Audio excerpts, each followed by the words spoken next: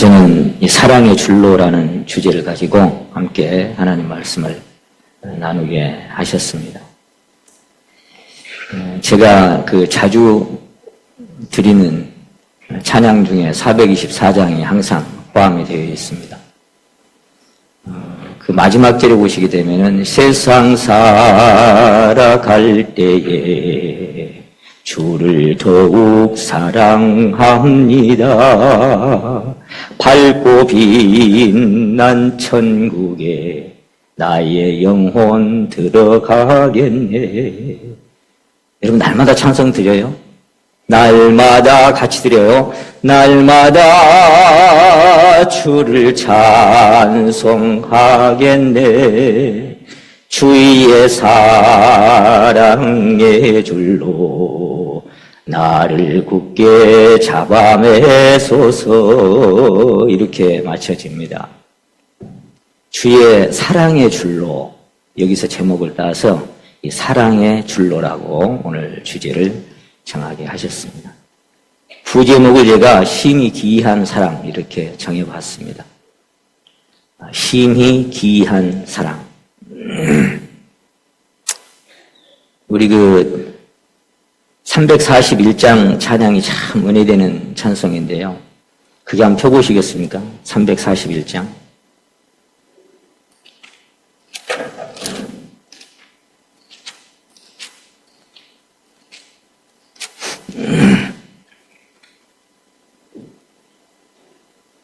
너 누구한테 이끌렸어요? 네, 하나님께 이끌려 일평생 주만 바라면 너 어려울 때 힘주시고 언제나 지켜주시리. 주 크신 사랑 믿는 자 그 반석 위에 서리라. 주 크신 사랑을 믿는 자. 하나님께 이끌린다고 되어 있는데 여기 성경에 보니까 뭘로 이끄신 거 하니까 사랑의 줄로, 사랑의 줄로 이끌어 가신다고. 2절에 보시면 너 설레는 마음 가다듬고 희망 중 기다리면서 그 은혜로운 주의 뜻과 사랑에 만족하여라. 우리를 불러주신 주 마음의 소원 아신다. 언젠가는 소원의 항구로 인도해 주시겠죠. 그게 우리가 이 세상에서 바라는 내 세상에서의 소망이든지 아니면 영적 소망이든지 간에 하나님은 소원의 항구로 인도해 주시는 시간이 있을 겁니다. 주 찬양하고 기도하며 네 본분 힘써 다하라. 주 약속하신 모든 은혜 내게서 이루어지리라. 참되고 의지하는 자 주께서 기억하시리. 이렇게 되어 있습니다. 하나님께 이끌림을 받는다 그랬어요. 우리 497장에도 어디든지 예수 나를 이끌면 어디든지 예수 함께 가려네. 이렇게 찬양을 드립니다. 어디든지 예수 나를 이끌면 그랬는데 구약에는 이제 구름 기둥, 불 기둥으로 인도했지만 신약에 와서는 주께서 여러분의 심령 안에 계셔서 성령으로 인도함을 받고 또 구름 기둥, 불 기둥으로 인도하신 것처럼 오늘도 우리의 갈 길을 계속해서 지도해 주시는 분이 우리 주님의 사랑입니다. 456장 찬송에 보면은 어린아이 같은 우리 미련하고 약하나 주의 손에 이끌리어 생명길로 가겠네. 그 이끌린다는 찬송이 참 많아요. 주님의 손에 이끌려서 생명의 길로 간다. 제가 그 복음성가 중에 주님의 손을 꼭 잡고 가소서 약하고 피곤한 이 몸을 이 손을 꼭 잡고 가소서. 그 주님의 손에 잡혀서 이 가는 인생길은 내 마음대로 가는 인생길이 아닙니다. 내 원대로 내 뜻대로 이렇게 이끌어주면 좋은데 그런 길이 아니고 때로는 내가 전혀 원치 않은 그런 방향으로도 주님은 때로는 나를 이끌어 가시는데 내가 사실은 어떤 힘들고 고통스러운 그런 삶을 만나고 그런 삶의 골짜기를 내가 지나간다고 할지라도 오늘 여기 기록된 말씀처럼 내가 그들을 사랑의 줄로 이끌었다. 그렇게 말씀하십니다. 여기 보시면 사람의 줄 곧 사랑의 줄이다 그랬어요. 사람의 줄. 구약에는 그리스도를 구석구석 숨겨진 데가 참 많습니다. 지난번에 어떤 성도님하고 이 말씀에서 교제하다 보니까 이 사람이라고 왜 사람의 주라고 했을까요? 그 아래에 보면은 나는 사람이 아니라 하나님이라 이렇게 말씀하셨는데 왜 사람의 줄이라고 했을까요? 했을 때 그거는 인자로 오신 그리스도를 말씀하지 않을까요? 그래서 제가 아멘입니다. 그랬어요.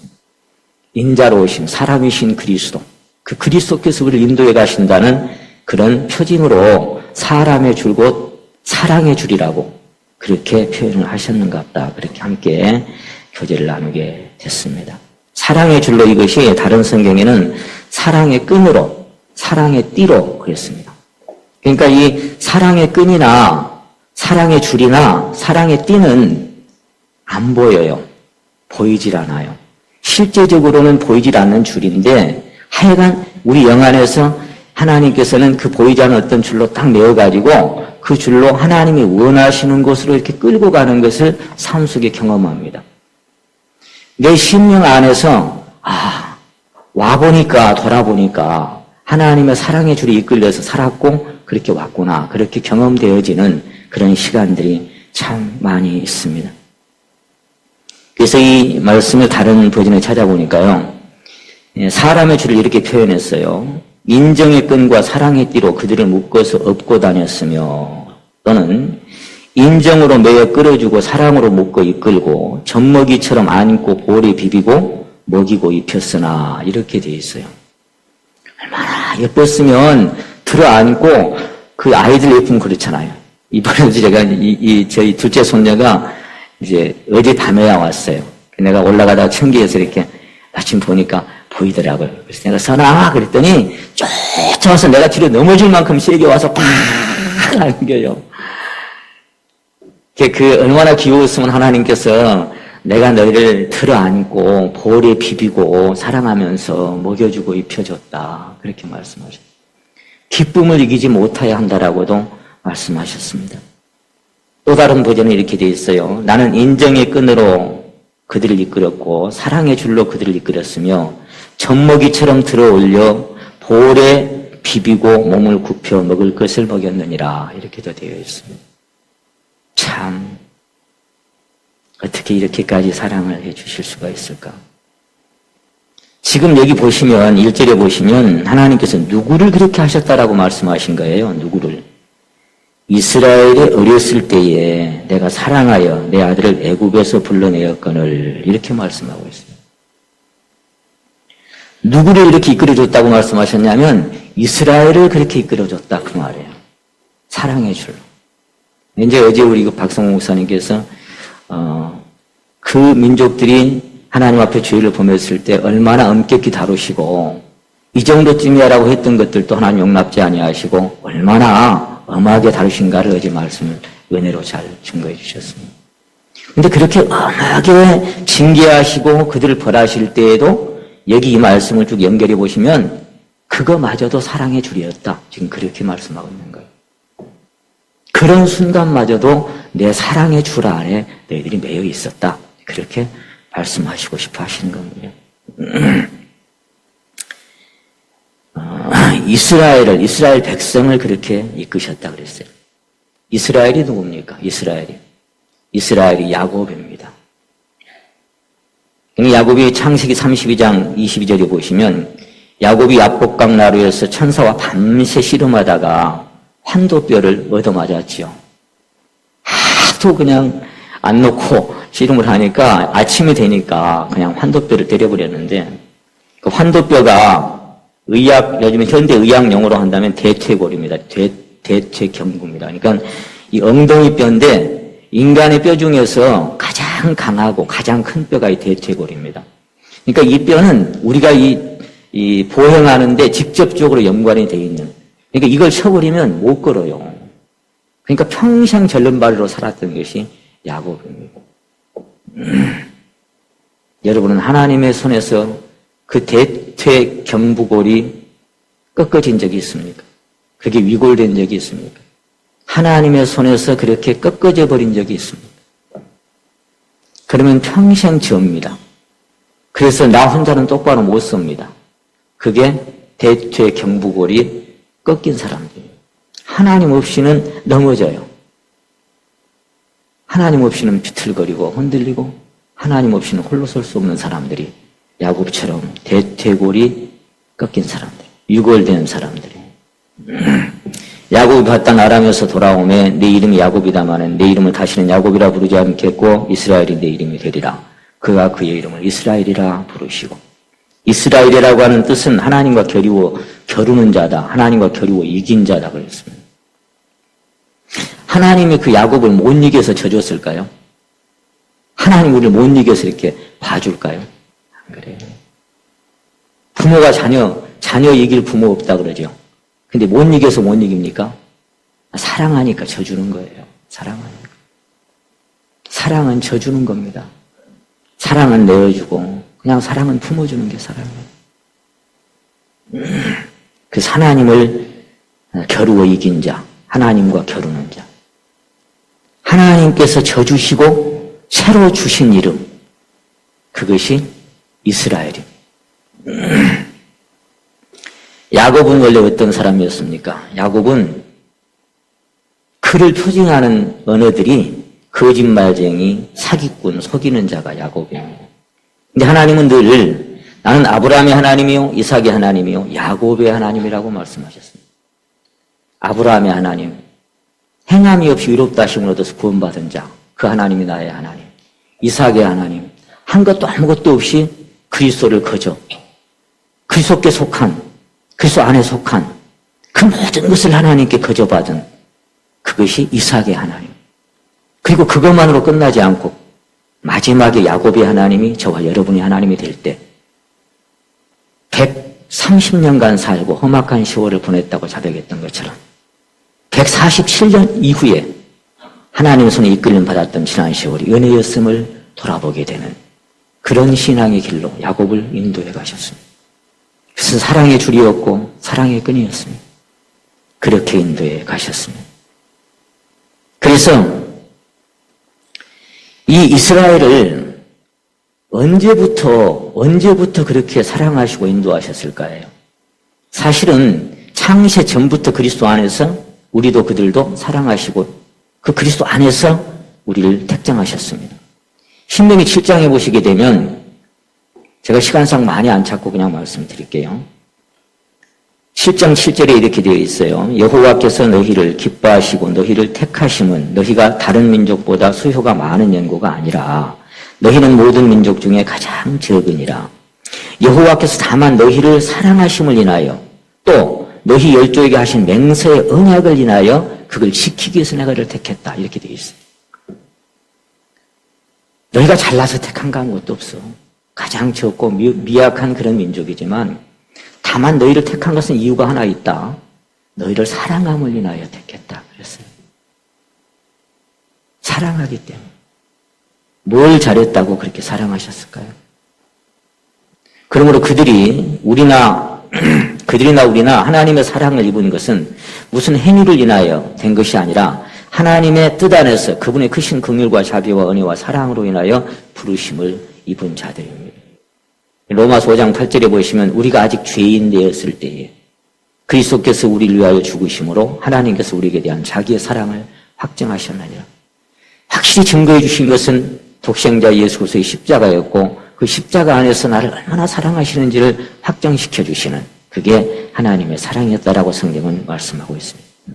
그 사랑을 우리가 언제 요구한 적이 있습니까? 그 사랑을 우리가 언제 주문한 적이 있냐고요? 그렇게 하나님께 기도한 적이 있습니까? 그러기 이전에 우리가 어떤 존재로 태어날 것과 어떻게 살아갈 것과 어떤 죄 많은 인생을 살 수밖에 없는 인생인지를 너무나 잘 아셨지만 그리고 사랑하셔서 구원하셨어요. 그렇게 요구한 적이 없는데 극히 일방적인 사랑으로 택하시고 부르시고 사랑하셨습니다. 그것도 더럽고 추하고 한심한 저 같은 인생. 시편 여기 잡으시고 시편 65편을 한번 찾아보시겠습니다. 시편 65편.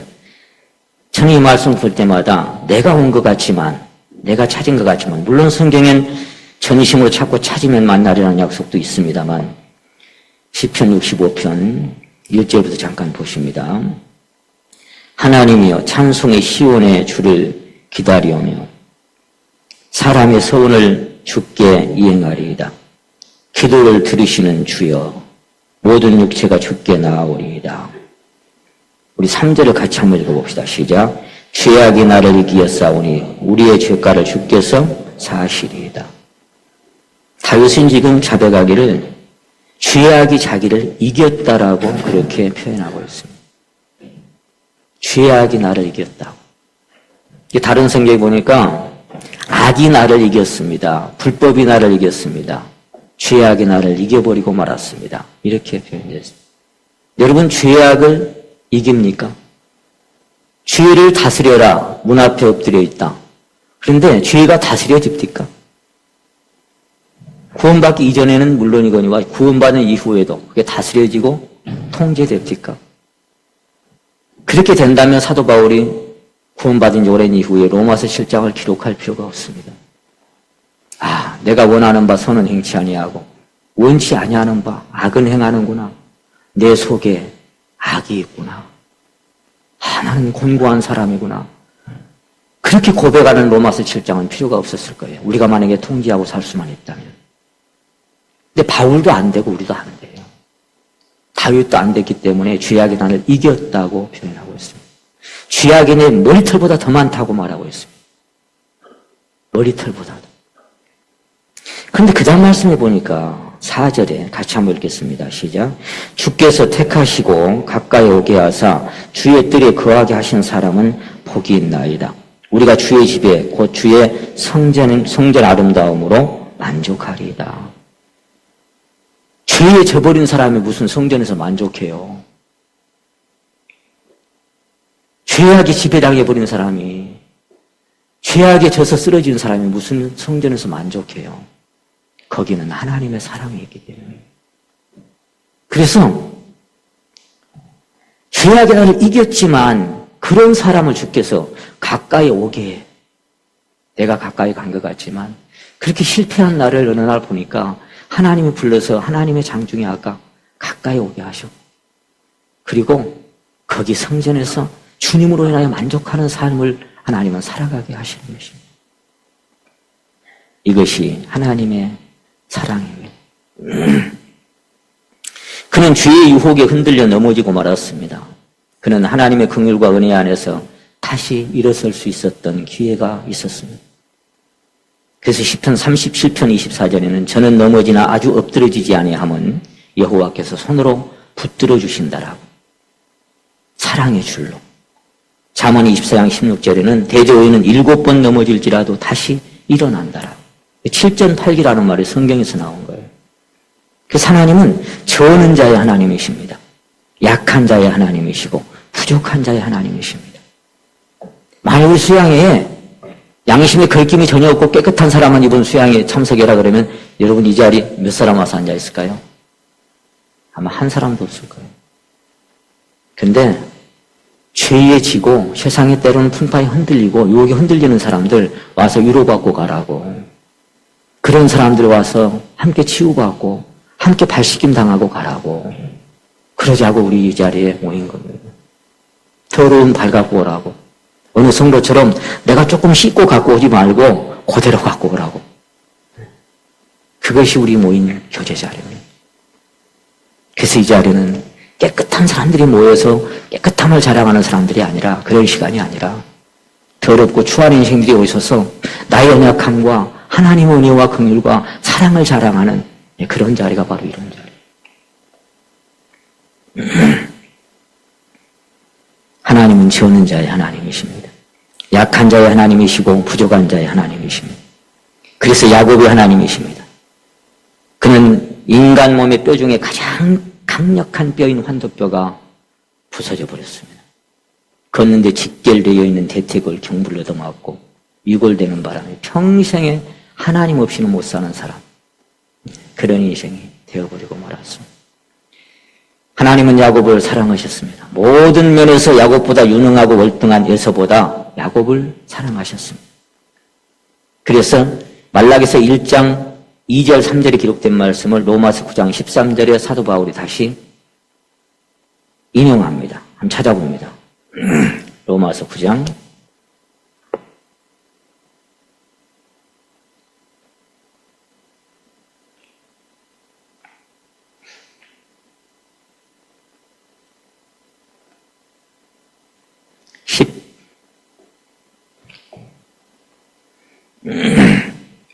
10절부터 한번 보실까요?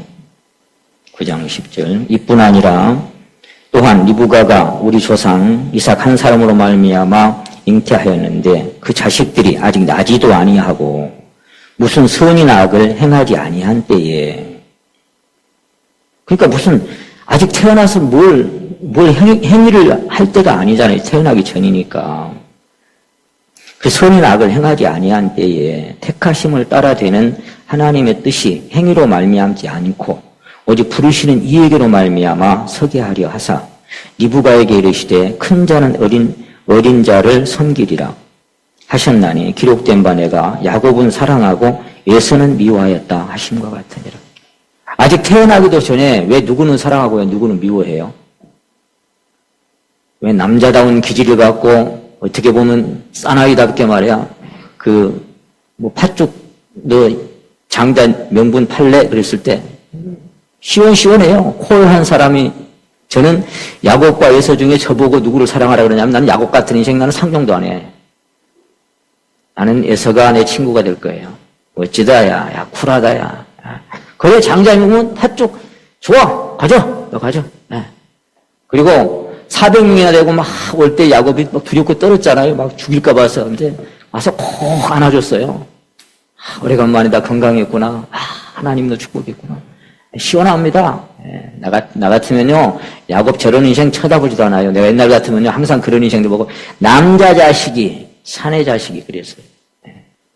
근데 하나님은 그런 사람 말고, 지질이 속이는 자, 거짓말쟁이 사기꾼, 야곱을 사랑하셔.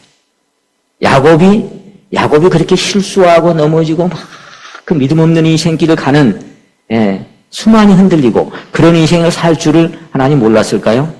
아셔. 다 아시는데 태어나기도 전부터 내가 그 사람 사랑했다? 그래.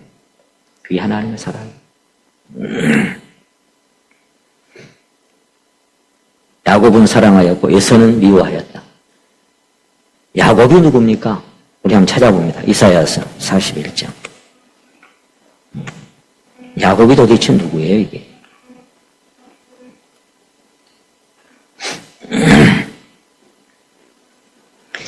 41장 14절 말씀을 같이 한번 읽겠습니다. 시작. 지렁이 같은 야곱아 너희 이스라엘 사람들아 두려워 말라. 나 여호와가 말하노니 내가 너희를 도울 것이라. 네 구속자는 이스라엘의 거룩한 자니라. 아멘. 야곱의 이름을 여기 보니까 뭐라고 불러줬어요? 지렁이. 지렁이 모르시는 분 안 계시죠? 지렁이 다 알죠? 여러분, 산에 갈 때 지렁이 한 마리 튀어나오면 우리 자매님들은 엄마야! 그래요. 혐오스럽죠. 징그럽고. 먼저 가신 저희 자매가 제일 무서워했던 게 지렁이에요. 내가 항상 지렁이가 입이 있냐, 독사냐, 무냐, 막 이렇게 얘기했는데, 지렁이 같은 야곱. 참, 지렁이 뭐 이게, 좀 다루기 힘들죠. 아이고, 좀 거추장스럽고, 좀 징그럽고, 그게 지렁이에요. 이게 킹제임스 버전에는, 너 벌레 야곱아 이렇게 되어 있습니다. worm Jacob 그랬어요. worm. 버러지. 벌레를 worm 그래요. worm Jacob. 버러지 같은 야곱아. 다른 성경에는 버러지 같은 야곱아, 너 지렁이 야곱아, 벌레 같은 야곱아, 구더기 같은 이스라엘아 이렇게 부르고 있습니다. 오늘날 야곱은 누굽니까? 오늘날 저와 여러분입니다. 오늘날 야곱은 징그럽고 흉측하고 혐오스러운 버러지요 구더기 같은 인생, 거짓말쟁이, 사기꾼, 속이는 자, 저와 여러분이 야곱입니다. 분하시고 싶죠? 내가 무슨 지렁이야. 그렇습니까? 오늘 설교 제목이 사랑의 줄로, 부제목을 제가 심히 기이한 사랑이라 그렇게 정했다고 했죠. 왜 심히 기이한 묘한 사랑일까요? 이 사랑은 버러지와 버러지 간의 사랑이 아닙니다. 구더기와 구더기 간의 사랑도 아니에요. 지렁이와 버러기 간의 사랑도 아니고 그렇다고 버러지와 인간의 사랑도 아닙니다. 이 사랑은 지렁이와 하나님의 사랑입니다. 아십니까? 여러분 그 혐오스럽고 징그럽고 흉측한 지렁이하고 하나님과의 사랑의 관계가 이게 하나님의 사랑. 이 사랑은 버러지와 하나님의 사랑입니다. 구더기 같은 인생과 하나님의 사랑입니다. 먼지와 하나님의 사랑이라고도 표현할 수 있습니다. 왜냐하면 시편 40편 15절에 보시면 보라 열방은 통에 한 방울 물 같고 저울에 적은 티끌 같으며 섬들은 떠오르는 먼지 같으니 예반은 짐승들은 번제 소용에도 부족하겠고 그 삼림은 그 화목 소용에도 부족할 것이라. 그는 그들을 없는 것 같이 빈 것 같이 여기시니 이 열방이 떠오르는 섬들이 먼지같이 보이는데 그 안에 사는 나는 어떻게 하나님 보실까요? 먼지라고 표현하기도 더 적은 것입니다. 우리가 20AU 저 지구에서 태양의 거리만큼 20배 거리에서 쳐다보는 지구가 어떻게 생겼던가요?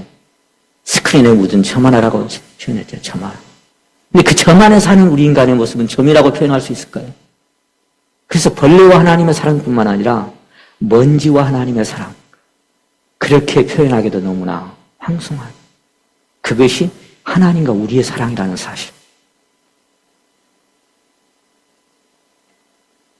그것도 말로만 사랑하신 사랑이 아니고 하찮은 버러지와 지렁이 같은 인생들을 사랑하사 생명까지 내어주시는 말도 안 되는 사랑이 하나님과 우리의 사랑입니다. 그래서 심히 기이한 사랑이라고, 묘한 사랑이라고 제가 부제목을 붙였습니다. 그 눈먼 사랑이고 거룩한 사랑이고, 제가 눈먼 사랑이라는 주제로 아가서를 시리즈를 쭉 말씀드린 기억이 납니다만, 어떻게 보면 미친 사랑입니다. 어떻게 지렁이를 사랑해요?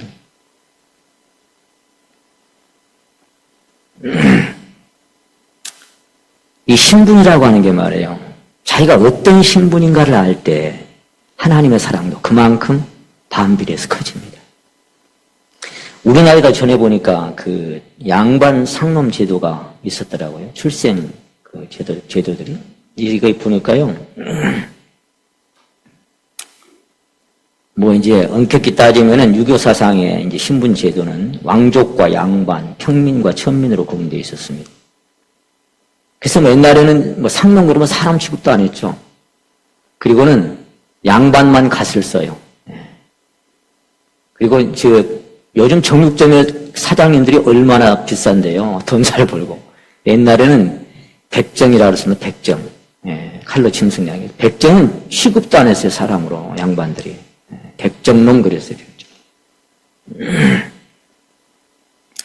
그런 것처럼 이제 오늘날도 인도에 이제 이 신분 제도들이 있답니다. 제가 그 신도 버린 사람들이라고 하는 책을 읽었는데요. 이거는 파리아 불가촉 천민으로 태어나서 고귀한 자리까지 피나는 노력으로 올라갔던 나렌드라 자다부야라고 하는 사람이 저술한 책입니다. 신도 버린 사람들. 제가 그걸 읽으면서 참 많이 눈물을 흘렸어요. 왜? 하나님의 사랑이신가?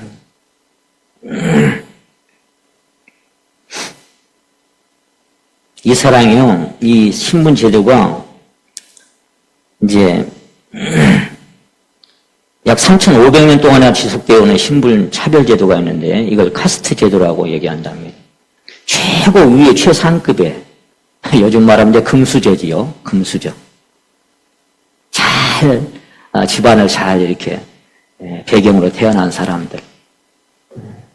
흑수저로 태어나면 노력해도 그거 서울에서 집 한 채 가지려면 평생에도 못 가죠. 그런데 금수저로 태어나면 아무것도 안 해도 뭐 아파트 막 갖고 살아.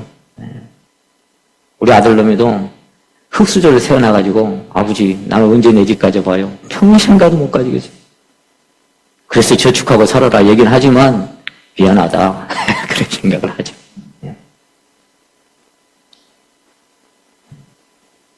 그래서 최고위 그 브라만 계급인데 최고의 계급으로 사관의 위치에 이렇게 속하고 왕족이나 귀족이나 무사로 사회 제도와 안보를 유지하면서 국가를 통치하는 그룹이 이 브라만 계급입니다. 제사와 종교의식도 담당하는 브라만 계급 최상위 흠수저. 그 다음에가 뭐냐? 크샤트리아. 역시 귀족 계급으로 성직자나 학자 등의 신분으로 국민의 교육과 힌두교 신들에게 제사나 기도를 담당하는 직분을 감당합니다. 그 아래가 바이샤입니다.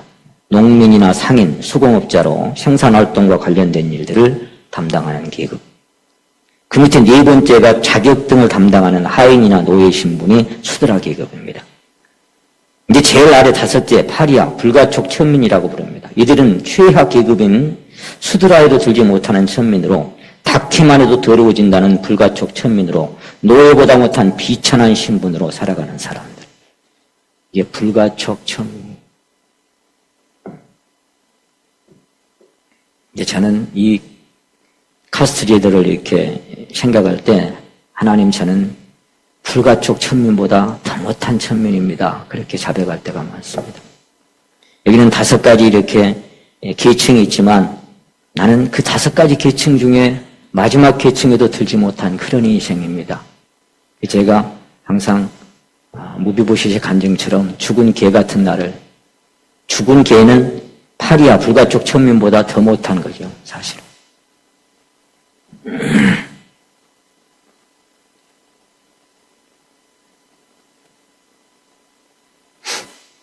여러분, 그래서 비천한 걸음덩이에서 죽은 개처럼 버려진 나 같은 인생을 위해서 존귀한 자리에 앉혀주기 위해서 우리 주님이 그 자리에 가셨어요. 그 자리에. 저는 예수님의 탄생하는 그 부분을 읽다가 가슴이 묘해질 때가 많았습니다. 사고 안에 있을 곳이 없더라. 자기가 지었고 자기가 만드셨고 자기가 통치하는 이 땅에 오셨습니다. 그것도 사람들을 구원하신. 그런데 그 몸 하나 누일 자리가 없어요. 사관 요즘 말하면 여고 아니고 여인숙입니다. 어디에도 그 예수님 그 몸 하나 누일 자리가 없어서 거기 오물 냄새 나고 똥내 나는 그 마구간에 태어나셨어요. 거기 구유에 누이셨던 그분의 거처. 우리를 존귀한 자리에 옮겨주시기 위해서 주님은 그 자리에 가셨습니다. 사람들이 얼굴을 가리우고 이거 저 재수없는 것 패! 하는 그 자리에 주님이 가셨습니다. 온갖 멸시와 천대를 받는 그 자리에 가셔서 묵묵히 가신 것은 저와 여러분을 하나님 우편까지 올려주신 지극히 높은 보좌와 그 위에 앉으신 바로 그 자리에 천한 몸 이르러서 그런 신분의 사람으로 만들어주시려고 주님은 그런 자리에 태어나셔서 가셨습니다. 아마 세상에 아무리 그래도 마구간에 태어난 사람은 별로 없을 거예요. 주님 말고. 사시면서도 여우도 굴이 있고 공중의 새도 거처가 있지만 인자는 머리 둘 곳도 없다.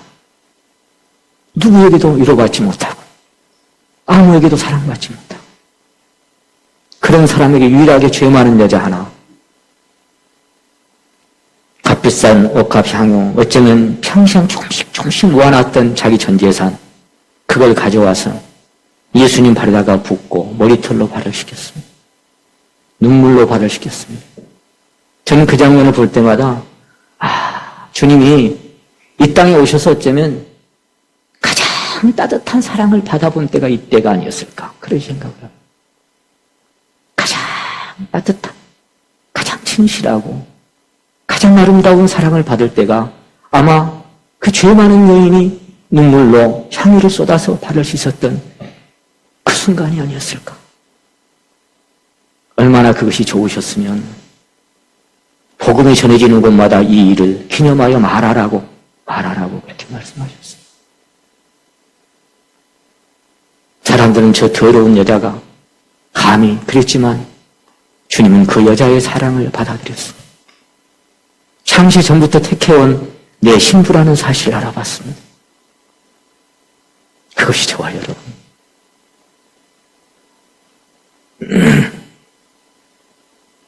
다윗은 자기 자신을 벌레라고 표현한 적이 있었습니다. 시편 22편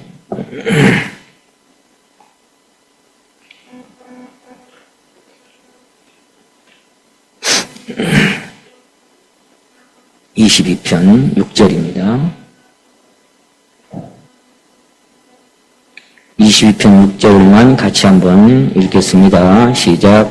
나는 벌레요 사람이 아니라 사람의 조롱거리요 백성의 조롱거리이다. 회방거리고 조롱거리. 나는 벌레요 사람이 아니다. 그렇게 표현했습니다. 다른 성경에 보니까 나는 사람 아닌 구더기요 세상의 천덕이요 사람들의 조롱거리입니다. 이렇게 표현합니다. 또 다른 성경에는 저는 한낱 구더기요 사람들의 모욕거리입니다. 이렇게도 표현하고 있습니다. 그래서 다윗은 자기 자신이 어떤 존재인 걸 알았기 때문에 자기를 향하신 그 하나님의 사랑이 너무 크게 왔다. 그래서 시편 144편 3절은 이렇게 고백하지요. 여호와여 사람이 무엇이간데 주께서 저를 알아주시며 인생이 무엇이간데 저를 생각하시나이까. 사람은 헛것 같고 그의 날은 지나가는 그림자 같습니다. 하나님 도대체 나 같은 게 뭔데? 사람이 무엇이간데 주께서 저를 생각해 주시고 돌아보아 주십니까? 그리고 사랑하십니까? 그래서 다윗도 고백합니다. 나의 힘이 되신 여호와여 내가 주를 사랑하나이다. 그런 나 같은 것을 사랑하신 그 사랑으로 나도 주님 사랑합니다. 그렇게 고백합니다. 그는 사울에게 쫓기면서 자신의 비참함을 누구보다 절실하게 깨달았을 것입니다. 훗날 간음하고 살인하는 죄를 범한 후에는 죄악 중에 모친이 나를 잉태했다라고 우리 엄마도 죄인이라고 낳고 나는 죄인으로 태어난 인생이라고 그렇게 고백합니다. 사무엘상 24장 14절에 보시면 사울에게 막 쫓겨다닐 때 사울하고 이렇게 맞닥뜨렸잖아요. 이제 쫓아오는 사울하고. 그랬을 때 그가 이렇게 소리를 지릅니다. 이스라엘 왕이 누구를 따라 나왔으며 누구를 쫓나이까? 죽은 개나 벼룩을 쫓아다닙니까? 이렇게 얘기합니다. 자기 자신이 뭐라고요? 죽은 개고 벼룩 같은 나 같은 인생인데 세상에 나 같은 게 뭐라고 그렇게 죽이려고 쫓아다닙니까? 그 벼룩 한 마리 죽여갖고 그 뭐하게? 나 죽은 개 같은 거 나 같은 거 죽여갖고 뭐하게? 너무나 자신이 비춰. 그는 자신을 벌레요 구더기요 죽은 개 한 마리나 하찮은 벼룩 한 마리로 표현할 수밖에 없었습니다. 사울 왕의 손자 무비보셋은 그 아비 요나단을 인하여 다윗에게 은총을 입을 때 사무엘 하 9장 7절 8절에서 엎드려서 그렇게 말합니다. 왕이여 종이 무엇이간데 죽은 개 같은 나를 돌아보아 주시나니까. 두 발이 다 절름발이로 자기 집안은 쫄딱 망하고 거지처럼 여기저기 흘러다니면서 그러면서 비천하게 살아가는 그를 다시 불러서 자기 아버지의 모든 재산과 하인까지 다 돌려줄 때 그리고 이제 너는 내 왕궁에서 왕자들과 함께 그 상에서 먹고 마시라고 할 때 한나의 기도처럼 비천한 자를 걸음떠면서 드셔서 존귀한 자들과 함께 안겨주신 그 은혜를 생각할 때 왕이여 이 종이 무엇이간데 죽은 개 같은 나를 돌아보아 주시오. 하나님은 가장 낮은 자리에 임하십니다. 내 심령이 마구간같이 더러운 인생인데 참모습을 볼 때 그 구유에 주님은 탄생하십니다. 제가 어제도 이제 서울 자매님이 한 분 모시고 왔는데요. 근데 여기 오셔서 말씀을 듣다가 저하고 잠깐 만나자고 해서 나갔는데 하나님 말씀 들어보니까 어때요? 그랬더니 사실인 것 같고 무서운 생각도 들고 그래서 그러면 그 앞에 하나님 앞에 자신의 모습이 어떤 모습인지를 이제 비춰야 됩니다. 얼마나 내가 죄 많은 인생인지 얼마나 하나님 앞에 고개 들 수 없는 인생인지 얼마나 지옥 가기에 합당한 인생인지 그런 인생인지를 자기 자신이 보셔야 됩니다. 오늘 꼭 그 자신을 보셔야 됩니다. 발견하게 하나님이 해주시길 저도 기도하겠습니다. 그렇게 발견될 때 비로소 하나님 그 자리에 찾아가십니다. 나는 이것도 안 했고 저것도 안 했고 나는 제 세리와 같지도 아니하고 일주일에 2번씩 금식하고 소두고 11조도 잘 드린다고 했던 사람 돌아보지도 않았습니다. 아무 말도 할 말이 없습니다. 세리는 가슴만 치면서 답답합니다. 저도 하나님 앞에 그럴 때가 있어요. 하나님 저 같은 신 하나님 뭔 말이라도 해야 될 텐데 할 말이 없어요. 한마디밖에 안 했습니다. 하나님 불쌍히 여겨주십시오. 나는 죄인입니다. 하나님 불쌍히 여겨주시면 혹시 뭐 그렇지 않으면 나는 희망 없습니다. 하나님 마음이 답답합니다. 그래서 하나님 불쌍히 여겨주십시오. 고개를 들 수가 없어서 가슴만 때리고 답답하십니다. 구원받기 전에도 주님 앞에 나올 때 그랬고 구원받고도 한참 살아오다 보니까 여전히 또 그런 인생입니다.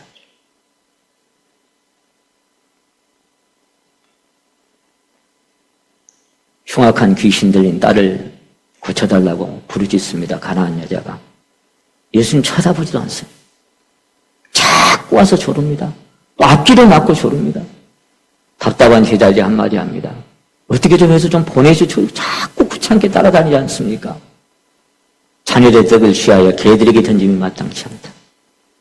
그 여인은 그 앞에 엎드려서 얘기합니다. 그 말씀 맞습니다. 올소이다 그 말은 뭐예요? 예, 저 개 같은 여자 맞습니다. 저 개 같은 여자 맞습니다. 근데 개들도 주인의 상에서 떨어지는 부스러기라도 먹지 않습니까? 그렇게 냉정하게 고개 돌리던 하나님은 그 여인에게 평안히 가라고 받아주셨어요. 그것이 하나님의 사랑입니다. 자기 자신의 참 모습을 발견할 때 주님은 그 자리에 계십니다.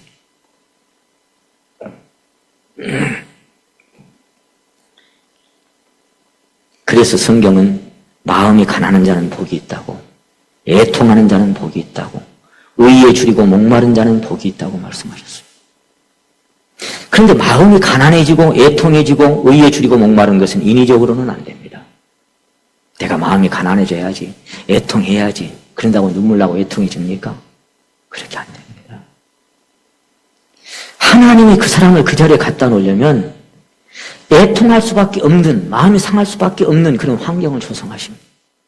그게 육신의 질고가 됐든 경제적인 어려움이 됐든 사람 막대기가 됐든 간에 힘들고 어려운 공과를 가게 하십니다. 그 자리에서 비로소 그 사람은 마음이 가난하게 되고 애통한 자가 되고 목마른 자가 되고 하나님의 위로가 필요한 자가 됩니다. 쓰러져서 하나님 아니면 나는 일어날 수 없다라고 부르짖는 그런 사람의 자리로 가게 됩니다. 여러분 그런 자리에 다 가보셨을 겁니다. 그래서 시편 34편 8절에는 하나님은 여전히 마음이 상한 자에게 가까이 하신다고. 아니 마음이 좀 떳떳하고 잘 살고 그런 사람들한테 가까이 좀 가주시지 왜 마음이 상한 자에게 가까이 가실까요? 상한다는 게 뭐예요? 상한다는 게 영어 성경에 제가 찾아보니까 to the broken heart라고 되어 있어요. 다른 말로 하면 부서져 버린 마음입니다. 깨져버린 마음입니다. 왜 마음이 부서져 버리고 깨져 버렸을까요? 왜 broken heart가 됐을까요? 마음이 상해. 이런저런 일들로 내 자신의 죄악되고 더러운 모습으로 마음이 상하고 부서져요. 무너져요. 옷을 찢지 말고 마음을 찢어라. 박호랑이 그저 파종하지 말고 기경하라 그랬죠. 쟁기로 갈아엎어야 돼. 그걸 누가 합니까? 자기 스스로? 마음을 내가 찢을 수 있습니까? 스스로 상한 마음 될 수 있습니까?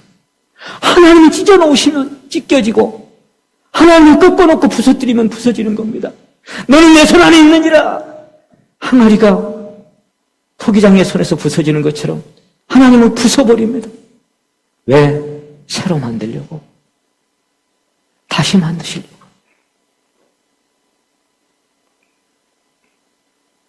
그래서 구원받고 살아가는 삶은 계속해서 부서져가는 삶입니다. 계속해서 꺾어져가는 삶입니다. 단단하고 자만했던 마음이 찢겨지고 상해지는 그런 자리로 계속 하나님 몰아주십니다. 하나님의 구하시는 제사는 상한 심령인 것을 다윗은 알았습니다. 여러 가지 받을 게 많이 있는데 하필 하나님이 갖고 오라고 하는 게 상한 심령 가져오래. 상한 심령. 뭐 때문에 상했든지 간에 마음이 찢겨진 그 마음 갖고 오래요. 수고하고 무거운 짐진 자를 오래요. 그런 사람입니다.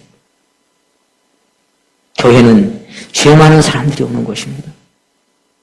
교회는 허물 많고 실패하고 상처받은 사람들이 오는 곳입니다. 그런 사람들이 와서 위로의 주님을 만나는 곳이 주님이십니다. 우리 서울교회는 꽃 담당이 이 자리도 와 계십니다만 주일날, 화요일날 이렇게, 수요일날 꽃을 강대상에 이렇게 놓잖아요. 근데 제가 가만히 보니까 유독 하얀색 꽃이 많아. 하얀색으로 핀 것이.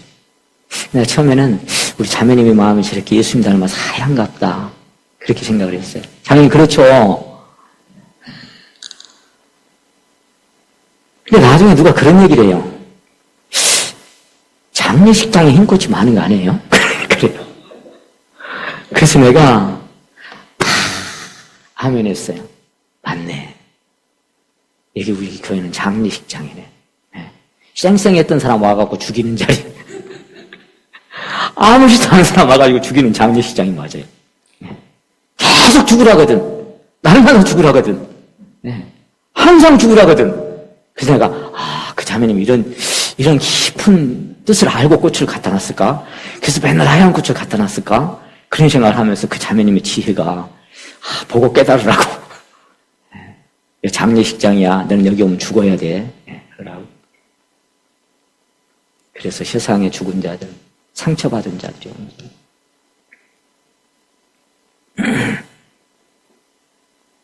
주께서는 긍휼을 원하시고 제사를 원치 않는다라고 말씀하셨습니다. 예수님께서 그 더러운 죄인들하고 함께 앉아서 먹고 마실 때 수군거립니다. 아이고, 어째서 이렇게 나는 저런 인생도 상종도 안 한다. 근데 주님 들으셨잖아요. 건강한 자에게는 의원이 있을 때 없고 병든 자에게는 있을 때니라. 너는 가서 내가 긍휼을 원하고 제사를 원치 아니하노라 한 뜻이 뭔지 가서 배워. 너 아직 기본도 못 배웠네. 가서 배우고 와. 내가 뭘 원하는 하나님인지 좀 가서 배우고 와. 다시 공부해. 너 뭘 갖고 나오려고 그러는데? 네 스펙 갖고? 네 뭐 한 거 갖고? 네 깨끗한 거 갖고 오려고?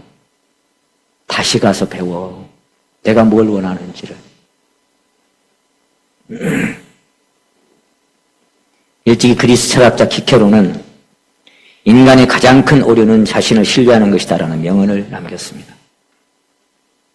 인간의 가장 큰 오류는 자신을 신뢰하는 거예요. 한마디로 착각하는 거죠. 착각. 나는 그래도 전적으로 타락한 자신의 참모습을 발견하지 못한 자들은 자신을 신뢰하는 오류를 범합니다. 그러므로 자만하고 오만하고 거만합니다. 섬기는 자리에 가 있지 못하고 군림하는 자세에 있으려고 합니다. 일찍이 프랑스의 파스칼은 팡시에서 다음과 같이 말합니다. 만일 자신이 얼마나 오만하고 야심과 욕심에 차 있고 결함투성이며 비참하고 불의한가를 깨닫지 못한다면 그는 눈먼 사람이다 그랬어요. 그 천재가 하나님 만나고 자신을 빗대 삼아 했던 얘기겠죠. 얼마나 오만하고 야심과 욕심에 차 있고 결함투성이며 비참하고 불의한가를 깨닫지 못한다면 아직 자신을 본 사람이 아니다. 그러면서 그는 다음과 같이 덧붙입니다. 인간이란 그 얼마나 기괴한 짐승인가. 이 어인 진기, 요물, 혼돈, 모순의 존재, 그리고 경이인가. 더러운 오물이요, 추악한 지렁이, 타락한 천사요, 불확실한 오류의 시궁창, 우주의 불명예, 망가진 폐물. 참 어떻게 이렇게 인간의 모습을 표현했는지 모르겠어요. 다시 한번 읽어드릴게요. 이 어인 진기, 요물, 혼돈, 모순의 존재, 그리고 경이인가. 더러운 오물이요, 추악한 지렁이, 타락한 천사요, 불확실한 오류의 시궁창, 우주의 불명예요, 망가진 폐물. 여러분 이 말씀을 들을 때 아멘 나도 그래요. 그렇게 듣습니까? 아니면 그건 누구나 그럴 거야. 나는 상관없는 말씀이야. 그럽니까?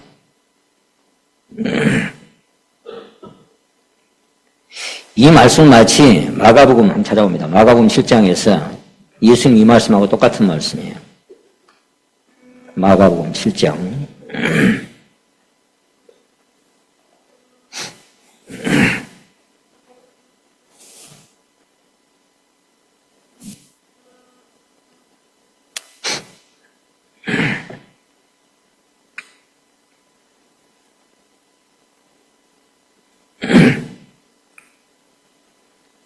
이제 입으로 들어가는 것 말씀하시면서 여러분 잘 아시니까 20절부터 한번 보시겠습니다. 6장 20절. 또 가라사대 사람에게서 나오는 그것이 사람을 더럽게 하는 것이 더럽게 하느니라. 속에서 곧 돼지의 마음에서가 아닙니다. 사람의 마음에서 나오는 것은 악한 생각, 곧 음란과 도적질과 살인과 간음과 음탕과 탐욕과 악독과 속임과 음탕과 흘기는 눈과 회방과 교만과 광편이 모든 악한 것이 다 속에서 나와서 사람을 더럽게 하느니라. 여기 깨끗한 게 하나라도 있어요. 13가지 중에. 눈 닦고 찾아봐도 쓸만한 거 하나도 없어요. 그러니까 아까 이 의인, 진기, 요물, 혼돈, 모순의 존재, 그리고 더러운 오물이요 추악한 지령이고 타락한 천사고 불확실한 오류, 시궁창 이렇게 표현했던 파스칼의 말이 예수님 말씀하고 똑같은 거예요. 너는 이런 존재야. 근데 거기와 상관없는 존재가 이 안에 오셨기 때문에 우리가 지금 거룩한 자리에 와 있다라고 얘기할 수 있는 겁니다. 그 거룩한 생명 하나 때문에. 다른 이유는 하나도 없어요. 그래서 성경은 예레미야 17장 9절에서 만물보다 거짓되고 심히 부패한 것은 마음이라고 그렇게 말씀하고 있습니다. 만물보다 거짓되고 심히 부패한 것은 시궁창이라고 그랬죠. 시궁창.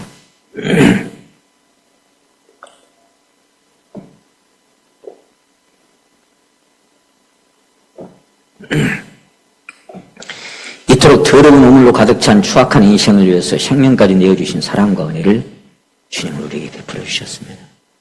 이 사랑이 곧 지령이와 하나님의 사랑이고 버러지와 구더기 같은 인생들을 사랑하신 하나님의 사랑이고 먼지를 사랑하신 하나님의 사랑이고 이 사랑이 솔로몬과 술람 여인의 사랑이요 이 사랑이 곧 다윗과 요나단의 사랑이고 한 나라의 왕자와 천한 목동과의 사랑. 요나단의 마음이 다윗의 마음과 연락되어 요나단이 그를 자기 생명같이 사랑했다라고 사무엘상 18장에 기록하고 있습니다. 나중에 요나단이 죽었을 때 다윗은 그를 이렇게 회상합니다. 내 형 요나단이여. 사무엘하 1장 26절에서 내 형 요나단이여 내가 그대를 애통함은 그대는 내게 심히 아름다움이라. 사랑하는 사람은 다 아름답게 보여요. 하나님이 나를 보실 때 다 너무 아름답게 보여요. 저는 아가서 2장 10절을 항상 이렇게 묵상할 때마다 그 말씀에 내 자신에게 확 비춰질 때마다 몸둘 바를 모를 때가 있어요. 나의 사랑하는 자가 내게 말하여 이르기를 나의 사랑, 나의 어여쁜 자야 일어나서 함께 가자. 지금 주님 오시면 나한테 주님이 그렇게 말씀하시는데 나의 사랑, 나의 어여쁜 자야 일어나라 가자. 그 다음 나온 말씀이 뭐예요? 겨울도 지나고 비도 그쳤고. 참 요즘 와서 그 말씀이 새롭게 자꾸만 와요. 왜 겨울도 지나고 비도 그쳤다고 말씀하셨을까요? 눈 몰아치고 비바람 부는 이 세상살이 끝났다고 말해요. 겨울도 지나고 비도 그쳤고 지면에는 꽃이 피고 새에 노래할 때가 이르렀는데 비둘기 소리 우리 땅에 들리는구나. 포도나무는 푸른 열매가 익었고 감람나무는 꽃이 피어 향기를 좋아하는구나. 나의 사랑, 나의 어여쁜 자야 일어나서 함께 가자. 그날이 오늘일지 내일일지 모릅니다만 그 말씀 묵상할 때마다 주님 내게 나의 사랑, 나의 어여쁜 자 이렇게 내게 말씀하실 수 있을까 그랬을 때 저는 항상 그렇습니다. 아멘. 주님 맞습니다. 제가 당신의 어여쁜 자고 당신의 사랑하는 자입니다. 왜? 어떻게 감히 그의 사랑하시는 자 안에서 사랑하시는 자 안에서 나는 그런 사람 오직 믿음으로 나는 그렇게 대답할 수 있습니다.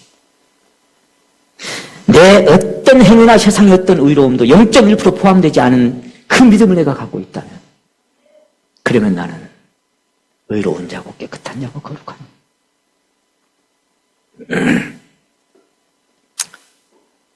시인이 아름답다라고 표현합니다. 그대가 나를 사랑함이 기이하여 그래서 기이한 사랑입니다. 여인의 사랑보다 승하였더라. 오늘 설교 부주제가 심히 기이한 사랑입니다. 다른 성경에 이렇게 되어 있어요.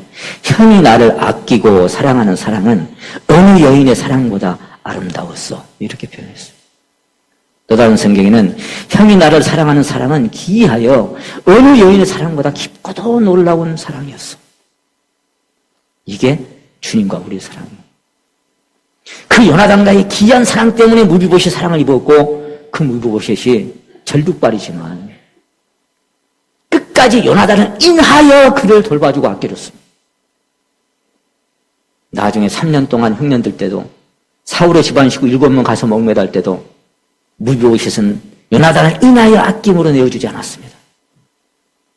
우리가 일생 마지막 살아가는 동안에도 우리는 주님으로 인하여 하나님의 사랑이 우리를 떠나지 않을 줄로 믿습니다. 그것이 하나님의 사랑입니다. 자, 이제 다시 본문 호세아서 다시 한번 가고.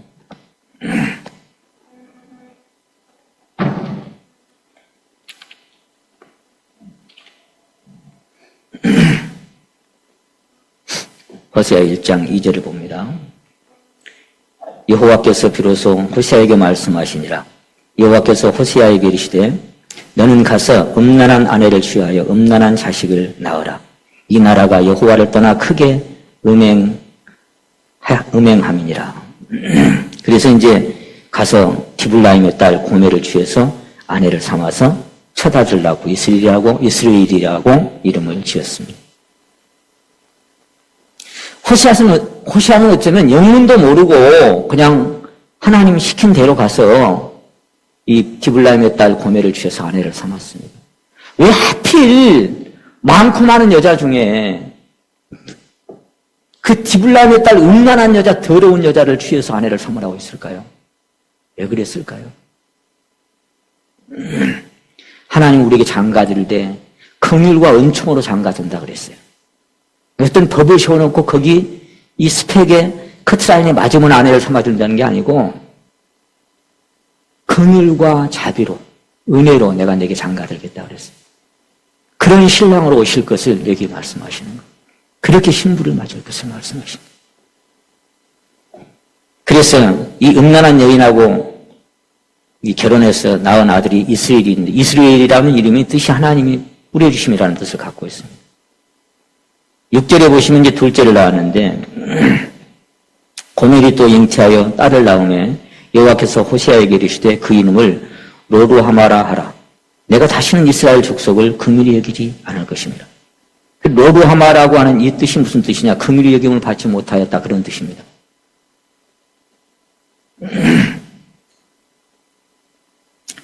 그리고는 다시 8절에 보니까 이제 로암미를 또 나왔어요. 아들이죠. 근데 로암미를 낳았는데 이 로암미라고 하는 뜻이 뭐예요? 내 백성이 아니라. 자, 그 음란한 여인을 취해서 음란한 자식을 낳으니까 그게 무슨 자기 백성이에요. 근데 10절을 한번 보세요. 또 묘하게 흘러갑니다. 그러나 이스라엘 자손의 수가 바닷가에 모래같이 돼서 측량할 수도 없을 것이, 쉴 수도 없을 것이.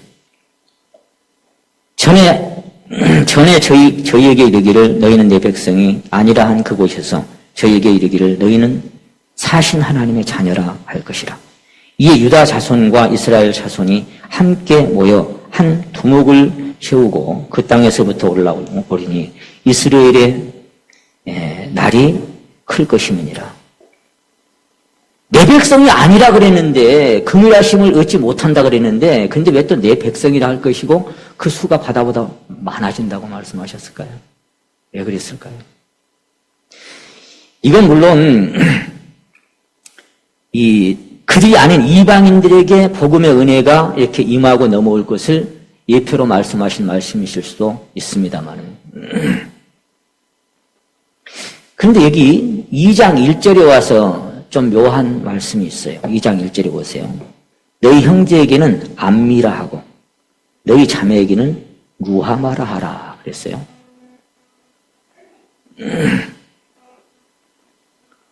로루하마, 로암미를 루암마라고 불러주고 암미라고 불렀어요. 루하마라고 하고 앞에 로자가 아마 영어 같은 경우는 예를 들면 부정사 같아. 그것 같아. 근데 로자가 빠졌어, 로자가.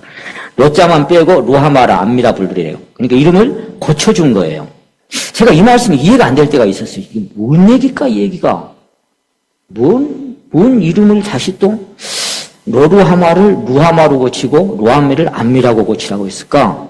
근데 다른 성경을 보다 보니까 현대 성경이 이렇게 돼 있어요. 1절이 오 이스라엘아 네 아우와 누이의 이름을 고쳐주라 그랬어요.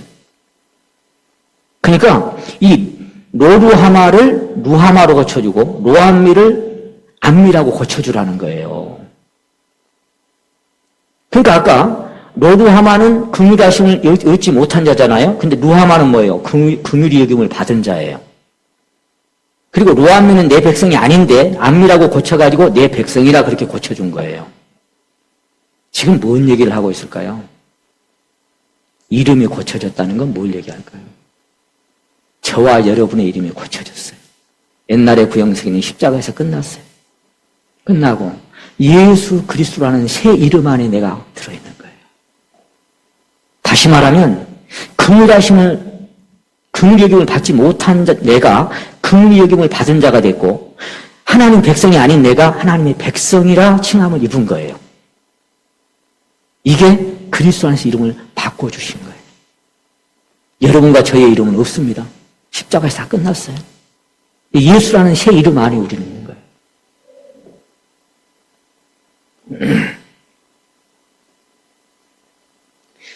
저와 합해서 함께 못 박혀 처형되고 장사되고 부활해서 그리스도 안에서 하나님 우편에 앉혀주실 때 우리 세상에서 이름과 신분은 끝난 겁니다.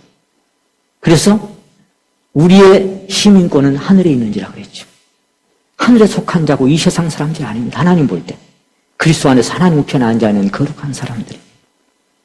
여러분 사무엘하 12장에 보시게 되면 그 다윗이 범죄하고 첫 아이를 낳았는데 징계받아 죽었잖아요. 이래 만에 죽었어요. 그 다음에 솔로몬을 낳았잖아요. 솔로몬을 낳았는데 하나님께서 이름을 바꿔주셨죠. 뭐라고? 여디디아라고. 여디디아라는 뜻이 무슨 뜻이에요? 하나님의 사랑을 입은 자예요. 자, 하나님의 그 먼저 죽은 그건 뭘 얘기할까요? 십자가에 그리스도의 죽음을 예표한 거예요. 그리고 그 죽음으로 인하여 새롭게 탄생한 새 이름 여디디아. 그 죽음을 듣고 새롭게 출생한 전혀 새로운 새 인류 여디디아. 하나님의 사랑을 입은 자. 그렇게 이름을 바꿔주셨습니다. 그래서 3장만 봅니다. 3장 1절. 아까는 이제 사랑 안 한다고 그랬잖아요. 3장 1절을 같이 한번 읽겠습니다. 시작. 여호와께서 내게 이르시되 이스라엘 자손이 다른 신들을 섬기고 금포도떡이를 즐길지라도 여호와가 저를 사랑하나니 너는 또 가서 타인에게 연애를 받아 음부가 된 그 여자를 사랑하라 하시기로. 여기 계속해서 호세아서는 누구의 마음을 얘기하고 있을까요? 음란한 여인, 음란한 자식들을 향한 바로 유대민족과 우리를 향한 그 하나님의 마음, 하나님의 사랑이 계속 흐르고 있어요.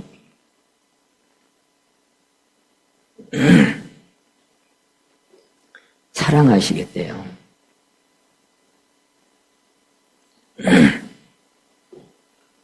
그 뒤가 14장 한번 찾아봅니다. 14장. 14장 이스라엘아 네 하나님 여호와께로 돌아오라. 내가 불을 인하여 엎드려졌느니라. 이렇게 쭉 말씀해 가시다가 4절에 봅니다.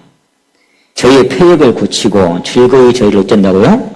사랑하리니. 14장 4절입니다.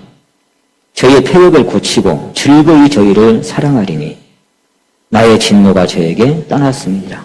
그리고 이스라엘은 이렇게 될 것이다 했습니다. 다시는 긍휼을 베푸지 않겠다고, 다시는 사랑하지 않겠다고 했는데 그 이름을 고쳐주셔서 하나님은 사랑해 주셨습니다.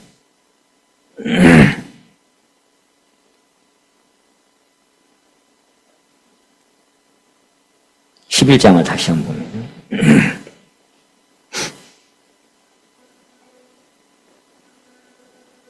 11장 보기 전에 제가 짤막한 시를 하나 읽어드릴게요. 이름을 고쳐준 이 하나님의 사랑을 보실 때 이 시가 가슴에 딱 스쳐갔어요. 김춘수라는 시인이 지은 시인데요. 내가 그의 이름을 불러주기 전에는 그는 다만 하나의 몸짓에 지나지 않았다. 내가 그의 이름을 불러주었을 때 그는 나에게로 와서 꽃이 되었다. 내가 그의 이름을 불러준 것처럼 나의 이 빛깔과 향기 알맞는 누가 나의 이름을 불러다오. 나도 그에게로 가서 그의 꽃이 되고 싶다. 우리들은 모두 무엇이 되고 싶다. 너는 나에게 나는 너에게 잊혀지지 않은 하나의 눈짓이 되고 싶다. 김춘수라는 시인이 지은 시입니다. 내가 그의 이름을 불러주기 전에는 그는 다만 하나의 몸짓에 지나지 않았다. 내가 그의 이름을 불러주었을 그때 그는 나에게로 와서 꽃이 되었다. 그랬습니다. 저와 여러분을 하나님이 불러주기 전에는 참 가치 없었습니다. 우리는 아무것도 되지 못한 그런 존재였습니다. 이전에 주님을 내가 몰라 영광의 주님을 비방했다. 하나님 같은 소리 하고 자빠졌네 제가 그랬어요. 하나님 데리고 와봐 그랬습니다. 지극한 그 은혜 내게 넘쳐 날 불러 주시니 고마워하라.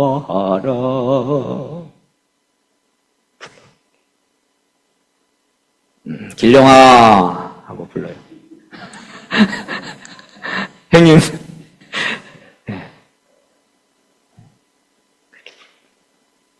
영서가 하고 부르고. 이름이 로루하마일 때는 아무런 사랑을 받을 수가 없었습니다. 그 이름을 루하마로 암미로 고쳐줄 때 우리는 그에게로 가서 그분의 꽃이 되었습니다. 아름다운 꽃이. 그래서 11장, 호세아 11장 다시 봅니다. 이스라엘이 어렸을 때에 내가 사랑하여 내 아들을 애굽에서 불러내었거늘. 2절 보십니다. 선지자들이 저희를 부를수록 저희가 점점 멀리하고 바알들에게 제사하며 아로색인 우상 앞에서 분향하였느니라. 그들은 유월절 양과 염소의 피로 구원받고 하나님 앞에 부르심을 입은 자입니다. 홍해 건너서 침례받고 애굽의 사흘길을 떠나서 하나님의 인도하심 따라서 가나안까지 들어갔던 백성입니다. 저와 여러분도 창세 전부터 그리스도 안에서 택하심을 입어서 구원받고 침례받고 하나님의 나라에 들어간 사람들입니다. 그래서 로마서 1장 6절에 보시면 너희도 그들 중에 있어서 예수 그리스도의 것으로 부르심을 입은 자니라. 내가 간 게 아니고 아까 그랬죠. 하나님이 불러서 가까이 오게 하신 그런 사람들이에요. 너희를 불러 그리스도 우리 주 예수 안에서 교제케 하시는 하나님을 믿으시다. 이사야 43장을 봅니다. 여기 잡으시고 이사야 43장. 저는 야곱에 대해서 말씀하실 때마다 얼마나 그 사랑에 가슴이 뛰는지 모르겠어요. 이사야 43장. 야곱아 그랬죠. 이게 다른 말로 하면 뭐예요? 지렁이야 그 말이에요. 벌레야 그 말이에요. 여호와께서 이제 말씀하시느니라. 너는 두려워 말라. 내가 너를 구속하였고 내가 너를 어떻게 불렀다고요? 지명하여 불렀나니 너는 내 것이다. 지명하여 불렀다는 게 뭐예요? 지명하여. 아까 제가 길룡아 한 것처럼 이렇게 불러요. 강주야 이렇게 불러. 지명해서 불러요. 영가봐 상근아 불러요. 불러서 이렇게 너는 내 것이다. 그래요. 한 사람 한 사람을 지명해서 다 불렀어요. 하나님이 그것을 불러냈어요. 그래서 구속하여 주시고 구원하여 주셨는데 4절에 보니까 진짜 감동적이에요. 4절. 내가 너를 보배롭고 존귀하게 여기고 너를 사랑하였은즉 내가 사람들을 주어 너로 바꾸고 백성들로 네 생명을 대신하리니 두려워 말라. 내가 너와 함께하여 네 자손을 동방에서부터. 자, 여기 보세요. 4절. 내가 너를 보배롭고 존귀하게 여기고 너를 사랑하였은즉. 자, 이보다 더한 표현이 어디 있을까요? 힘이 아름답더라. 보배롭고 존귀하게 여겨서 너무 사랑하는 그 사랑으로 안아주셨습니다. 여디디아라고 하는 하나님의 사랑을 입은 자라는 새 이름을 우리에게 주셨습니다. 얼마나 놀라운 영광인지요. 성경은 높은 데 마음을 두지 말고 낮은 데 처하라고 말씀하십니다. 장치에 청함을 받거든 말석에 가서 앉으라고 항상 말씀하셨습니다. 제가 아까 이 신분 제도를 생각해 봤잖아요. 브라만 계급과 크샤트라 계급과 바이샤, 수트라, 그 다음에 불가촉 천민 파리아. 근데 똑같은 은혜라도 말입니다. 똑같은 은혜와 사랑이라도 내가 어느 계층에 있는 사람이라고 자신을 느끼냐에 따라서 그 받은 사랑과 은혜의 크기는 다를 겁니다. 달라질 수밖에 없죠. 내가 금수저, 나는 브라만 계급이야. 그러면 그 사랑과 은혜가 어떻게 느껴지겠어요? 나 같은 사람은 그런 거. 은혜는 불쌍히 여겨주는 거잖아요. 긍휼은. 예? 근데 그런 사람이 불쌍히 여겨줄 게 뭔 건덕지가 있겠어요? 금수저인데. 예? 브라만 계급. 그런 사람이나 크샤트라 계급이 이런 사람이 느끼는 그 하나님의 은혜나 이런 것들은 별것도 아닐 거예요. 같은 은혜와 똑같은 사랑이지만 불가촉 천민이라고 하는 그 마지막 단계에 내 자신이 속한 사람이라고 느끼는 그 사람이 느끼는 그 하나님의 사랑, 하나님의 은혜는 어떻게 말로 표현이 안 될 거예요. 죽은 개 같은 나를, 죽은 벼룩 한 마리 같은 나를, 지렁이 같은 나를, 하나님 벌레 같은 나를, 거기서 느껴지는 하나님의 사랑은 이게 감당할 수가 없는 거예요. 이 사랑이 너무나 커서 감당을 할 수가 없어요. 그 사도 바울은 그 사랑의 강권하심에 매였어요. 사랑의 줄로인데 다른 데 매여 끌려간 게 아니라 그 사랑에 꽉 묶여서 끌려갔어요. 그 사랑에 매이면 사랑의 포로가 됩니다. 꼼짝도 할 수가 없어요. 오직 주의 사랑에 매여, 그 사랑에 매여서 내 영 주께 노래하고 내 영 주께 찬양합니다. 마지막에 뭐라고 되어 있어요? 주께서 주신 모든 은혜 너무 커. 나는 말할 수 없네. 표현이 안 돼요. 내 영혼 즐거이 주 따르렵니다. 주께 내 삶 드립니다. 왜 마지막에 그렇게 나올까요? 왜 주께 내 삶을 드릴까요? 그 사랑에 매이니까, 그 사랑에 매이니까 마지막 한 걸음까지 그 사랑에 매여서 끌려가서 그 사랑의 힘으로 죽었던 거예요. 베드로도 내가 젊었을 때는 스스로 띠띠고 이 원하는 곳으로 다녔지만 마지막에는 늙어서는 남인에게 무슨 띠로 매였겠어요? 사랑의 띠로 묶었어요. 그리고 사랑의 띠에 매여서 마지막 순교의 현장까지 갔습니다. 그 사랑에 매이면 죽음까지도 구차히 면하지 아니하고 가는 겁니다. 사랑에 매이면 이 세상의 사랑의 힘보다 강력한 것은 없습니다. 모든 것을 참으며 모든 것을 믿으며 모든 것을 바라며 모든 것을 견디게 하는 것이 사랑입니다.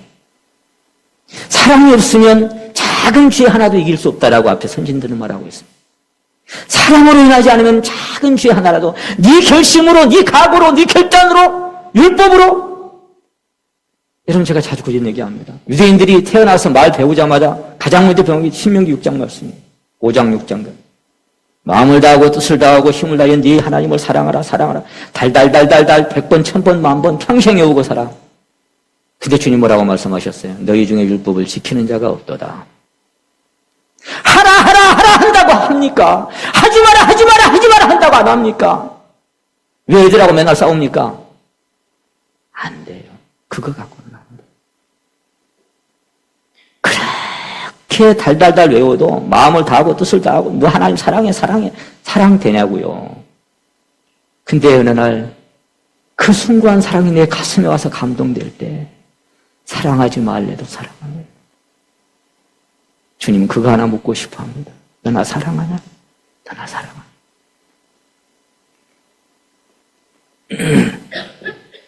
그래서 불가촉 천민이 느끼는 하나님의 사랑, 그런 신분이라고 생각하는 사람이 느끼는 하나님의 사랑, 이거는 감당할 수가 없는 사랑.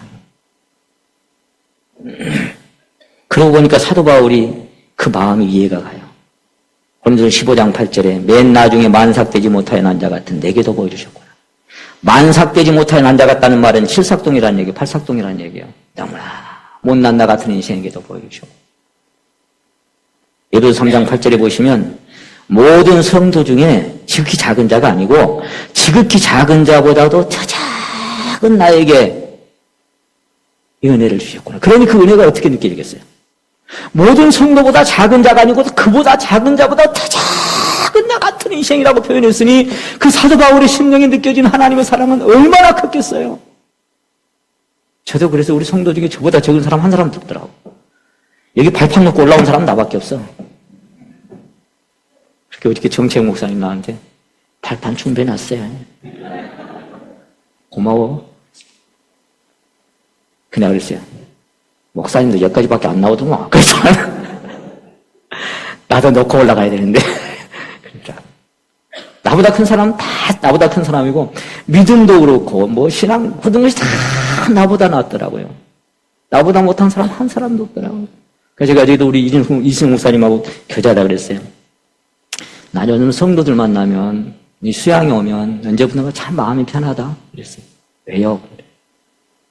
다 나보다 위대하신 분들이니까 마음이 편해.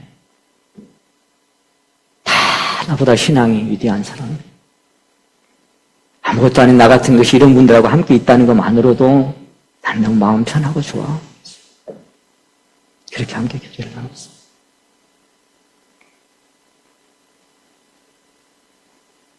그래서 사도 바울은 세상의 쓰레기와 만물의 찌꺼기가 되었다라고 표현했어요. 그 말이 다른 말로는요, 발밑에 먼지나 쓰레기 같은 취급을 당하며 살고 있습니다. 그랬어요. 우리가 지금까지 다만 더러운 것과 만물의 찌꺼기같이 되어 있다라고 고린도서 4장 13절에 말씀하고 있습니다. 만물의 찌꺼기, 발밑에 먼지, 그런 쓰레기 같은 존재라 내 자신이다. 그러니 그런 사람이 느끼는 그 불가촉 천민보다도 쓰레기나 죽은 개같이 느끼는 그 사람의 그 심령에 밀려드는 하나님의 사랑, 하나님의 은혜는 감당할 수가 없습니다. 그래서 그 사랑 안에 눈물을 흘립니다. 그러면서 계속 갈망되어집니다. 내 구주 예수를 더욱 사랑. 여러분 그런 갈망이 있습니까? 여러분 하나님의 사랑이 매일 때만 억지가 안 됩니다. 하나님의 사랑이 매일 때만 그 신앙은 억지가 아닙니다. 자원하는 심령이 되고 감사함으로 따르게.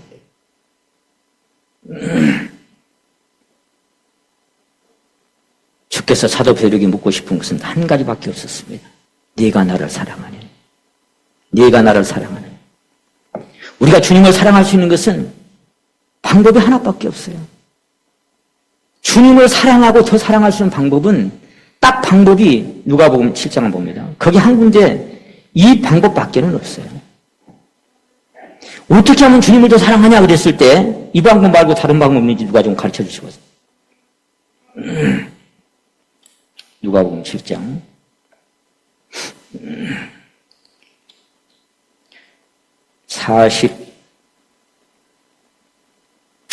41절부터 한번 봅니다.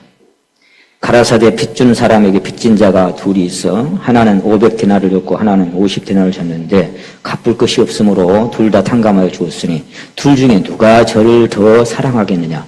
주님은 여기서 이 아까 머리털로 향유로 붓고 눈물로 발을 씻었던 여인과의 그 일이 있고 난 직후에 지금 시몬에게 묻는 겁니다. 누가 더 감사하겠느냐 고마워하겠느냐 이렇게 묻지 않으시고 누가 더 사랑하겠느냐라고 묻고 있어요. 지금 여기서 누구의 마음을 지금 얘기하는 거예요. 자기 발에 향유를 붓고 머리털과 눈물로 씻었던 그 여인의 마음을 지금 여기 표현하고 싶은 거예요. 누가 더 사랑하겠냐. 시몬이 대답하여 가로되 제 생각에는 많이 상감받은 사람이니이다. 가라사대 네 판단이 옳도다 하시고 여자를 돌아보시며 시몬에게 이르시되 이 여자를 보느냐 내가 네 집에 들어오매 너는 내게 발 씻을 물도 주지 아니하였으며 이 여자는 눈물로 내 발을 적시고 그 머리털로 씻었으며 너는 내게 입맞추지 아니하였으되 저는 내게 들어올 때부터 내 발에 입맞추기를 그치지 아니하였으며 너는 내게 머리에 감람류도 붓지 아니하였으되 저는 향유를 내 발에 부었느니라. 이게 무슨 얘기예요? 이 사랑은 뭘로 이어진다는 거예요? 행위로 이어지는 거예요. 사랑의 빚진 자니까. 그 다음에 행위로 이어져. 사랑하니까 입을 맞추고, 사랑하니까 머리에 그 비싼 향유를 부어드리고, 사랑하니까 그분을 떠나지 아니하고, 사랑은. 그래서 오직 주의 사랑에 매이면 끌려가는 거예요. 사랑의 불을. 더 사랑할 수 있는 방법이 뭐겠어요? 47절. 이러므로 내가 네게 말하노니 저의 많은 죄가 사하여졌도다. 이는 저의 사랑이 많음이라. 그 다음에 같이 읽읍시다. 사함을 받은 일이 적은 자는 적게 사랑하느니라. 허람한 계급이 느끼는 주님의 사랑. 이 하찮은 죽은 개 같은 인생, 벼룩 같은 인생, 이런 인생이 느끼는 하나님의 사랑. 이거는 하늘과 땅 차이. 적게 사함받은 자는 적게 사랑하네요.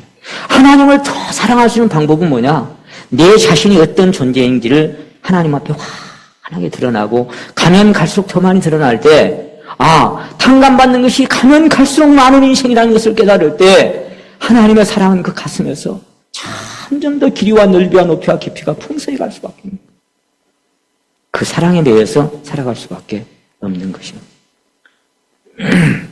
하나님께서 야곱을 택하신 것은, 저와 여러분을 택하신 것, 그 이유는 딱 하나밖에 없어요. 사랑하셨기 때문입니다. 그래서 그리스도 안에서 온전케 하시고, 로마서 8장을 저는 보다가 하나님이 미리 정하신 자들로 또한 그 아들의 형상을 본받게 하시고, 그 다음에 뭐라고 나오냐면 이렇게 돼 있어요. 또 미리 정하신 그들을 또한 부르시고, 부르신 그들을 또한 의롭다 하시고, 의롭다 하신 그들을 또한 영화롭게 하셨느니라. 한꺼번에 다 그 과정을 이루신 거예요.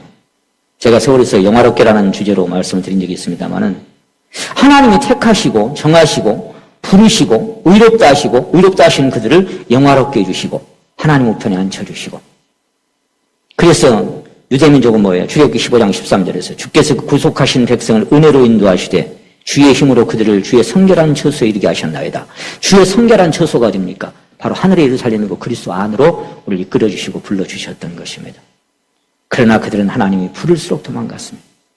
그래서 내치고 싶었지만, 제가 사실 지금 설교가 몇 장까지 준비가 되어 있냐면요, 37번까지 준비가 되어 있는데요, 지금 17번, 18번째 하고 있어요. 그러니까 37번까지는 어림 택도 없죠. 그래서 여기 2탄으로 서울 가서 그냥 말씀을 드리려고. 네, 2탄. 네. 절반도 못했어요. 그래서 호세아 13장, 아니요, 11장 읽고 마치겠습니다. 호세아 13장. 오늘은 불러주신 데까지만 말씀을 드리고, 그 다음에 어떻게 사랑의 길로 인도해 가시는지는 2탄에 가서 서울교회에서 다음 주에 말씀을 드리도록 하겠습니다. 호세아 11장. 자, 여기 이제 4절에서 내가 사람의 줄고 사랑의 줄로 저희를 이끌었고 그랬잖아요. 근데 그 앞에 4절에서 뭐라고 말씀하셨어요? 내가 저희를 고치는 줄을 저희가 알았다고요, 몰랐다고요? 몰라요. 그래서 원망하고 불평하고, 하나님 어디 갔냐고, 하나님 왜 내 기도를 안 들으냐고. 근데 그런 순간에도 어떤 순간이에요? 하나님이 치유하고 있는 순간이고, 하나님의 사랑의 줄로 이끌고 계시는 순간들이에요. 그래서 자꾸 부르는데, 7절에 보니까 자꾸 부르는데 한 사람도 안 돌아봐. 그래도 8절에 뭐라고 말씀하셨어요? 에브라임이여, 내가 어찌 너를 놓겠느냐? 이스라엘이여, 내가 어찌 너를 버리겠느냐? 내가 어찌 너를 아드마같이 놓겠느냐? 어찌 너를 스보임같이 두겠느냐? 내 마음이 내 속에서 돌아서 그 말은 마음이 변해서 그 말이에요. 무슨 마음이 변했어요? 그 진노가 사랑의 마음으로 국률로 바뀌었다는 거예요. 나의 맹렬한 진노를 바라지 아니하며 내가 다시는 에브라임을 멸하지 아니하리니 이는 내가 사람이 아니요 누구라고요? 네, 하나님이다. 사람 같으면 전쟁 내쳐버렸다 그 말이에요. 근데 내가 하나님이다. 아가페 사랑으로 끝까지 버리지 않고, 여인이 어찌 젖먹는 자식을 잊겠느냐? 자기 태산한 아들을 그물이지 않겠느냐. 그들은 혹시 잊을지라도 나는 너를 잊지 않겠다라고. 나는 너를 절대로 내가 어떻게 너를 놓겠냐고, 어떻게 포기하겠느냐고. 우리가 찬양을 드립니다. 나의 갈 길 절반까지 그랬어요? 끝날까지. 죽을 때까지 인도하신다 그랬죠. 우리 시편 23편 다윗의 간증 마지막 절만 같이 한번 드려봅시다. 시작. 나의 평생의 선하심과 인자하심이 정녕 나를 따르리니 내가 여호와의 집에 영원히 거하리라. 다윗은 그걸 알았어요. 나의 평생에 뭐가 따라다녀요? 선하심과 인자하심이 나를 따라다녀. 평생 동안. 그래서 주님은 세상 끝날까지 너희와 항상 함께한다라고 그렇게 약속하시고 어제도 오늘도 저희 심령 안에 연줄은 끊어지고 세상의 모든 줄은 끊어져도 로마서 8장 24절 기록된 말씀처럼 누가 우리를 그리스도 사랑해서 끊으리요? 환난이나 핍박이나 기근이나 적시나 위험이나 칼이 현재이나 장래이나 능력이나 높음이나 기쁨이나 다른 아무 피조물이라도 우리를 우리 주 그리스도 예수 안에 하나님의 사랑에서 끊을 수 없으리라. 절대로 끊어낼 수 없는. 제가 서울 설교할 때 저 영종도 다리 쇠줄을 얘기했어요. 다리를 받치고 있죠. 연줄은 끊어지지만 하나님의 사랑의 줄은 영원토록 끊어지지 않습니다. 우리는 그 사랑의 줄에 매여 있습니다. 오늘 설교 제목이 뭐예요? 사랑의 줄로 저와 여러분 오늘 이 순간까지 이끌어 오셨고 앞으로 마지막 한 걸음까지 영원히 하나님의 줄에 그 사랑의 줄에 매여서 이끌림 받을 줄로 믿고 감사드립니다. 기도드리겠습니다.